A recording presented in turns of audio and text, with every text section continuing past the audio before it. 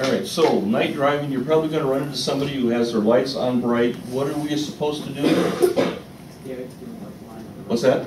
Stare at the white line on the right side. Yeah, why wouldn't you look at their headlights? So they have a tendency to draw us into their lane and head on collision. So if that ever happens, just look at the white line on the side of the road.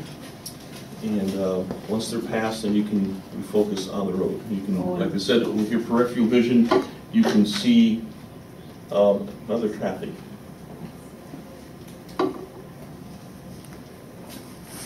All right, so some of the hazards of driving at night: headlight glare.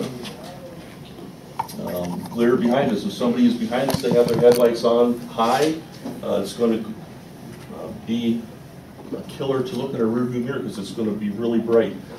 Difficult to see vehicles on side streets, so we have to slow down. Remember, they said at night you have to decrease your speed because it's safer to drive a slower distance when it's dark than it is during the daylight. What's one of the other things that we see so much about in the news with people night driving? 2 o'clock in the morning, 1 o'clock in the morning. What's that? Drunk driving, intoxicated drivers. And of course our cars are more difficult to see at night. So our stopping distance. What does over driving your headlights mean? So what do we have in front of us there on the road? Stopping distance. Right here. It's a car. It's a deer. Oh. So you can see the deer in a safe stopping distance. If you're driving too fast, do you see the deer? No. So you're over driving your headlights if you don't see the deer. Okay? So with our headlights, when we need to put them on dim when we're 1,000 feet of approaching another vehicle.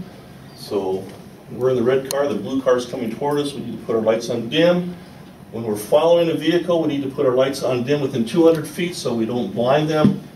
And then when we're passing a vehicle, we dim our headlights. And once we're passing them, we can put them on bright again. So, we're driving on a curve, have your headlights on bright. Is that a good idea? Why not? What's that?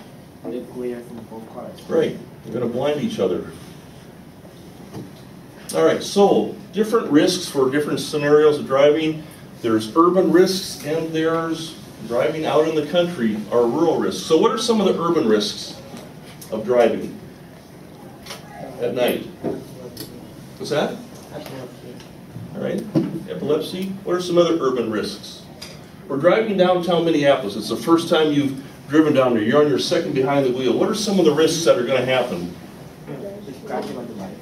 Yeah, distracted by all the lights, all the buildings, distracted by the different stadiums, distracted by jaywalkers, pedestrians. I tell students when they're downtown, drive about 18 to 20 miles an hour and watch out for pedestrians because they'll cross the street wherever they feel like crossing. They don't usually use the crosswalk. They'll cross in the middle of the street or wherever they want.